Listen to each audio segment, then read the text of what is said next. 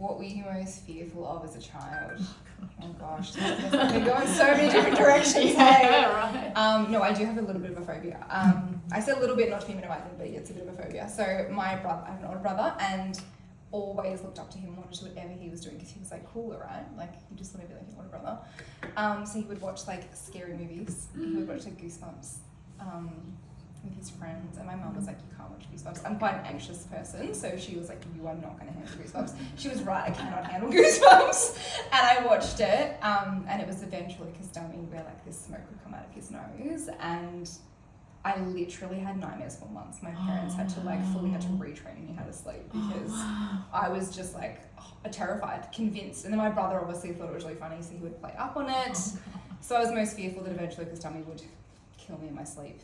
So that's the really, and I still actually can't see ventriloquist dummies. Like if you see them in comedy shows, I don't go to them because I'm like, no, maybe they'll be like the goose. And then it came out a few years ago. They did like a Goosebumps film, and the dummy was on like the poster at the cinema, and I was like, I can't be around this. So that fear was actually carried on into my adulthood, which is slightly embarrassing. Your turn. Thanks. So I don't remember being scared of much as a little girl, but when I was about 14, we lived on a farm that it felt like our house was in the middle of nowhere, and it had an outside toilet. Like it was a proper plumbed toilet, but it was still outside. And I don't know how I came to this, but I was so sure the aliens were going to come and get me on that toilet. And it's crazy because I was old enough to know better, but I used to lay in bed needing to go to the bathroom, and I'd be like, I don't want to go out there, I don't want to go out there. And I was pretty sure I was going to get abducted by aliens. And eventually you have to go. And I would go, and I'd be as fast as I possibly could, and I'd be running back into the house.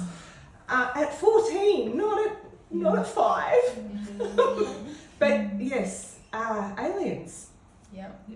I mean, when you're at your most vulnerable on the toilet, it's very stressful. It's very stressful. They're going to know you're on the toilet, your pants are down, and that's not fun for you. Yeah. Yes. Best time to get. Yeah. Yeah, definitely a lot of supernatural things for me as well.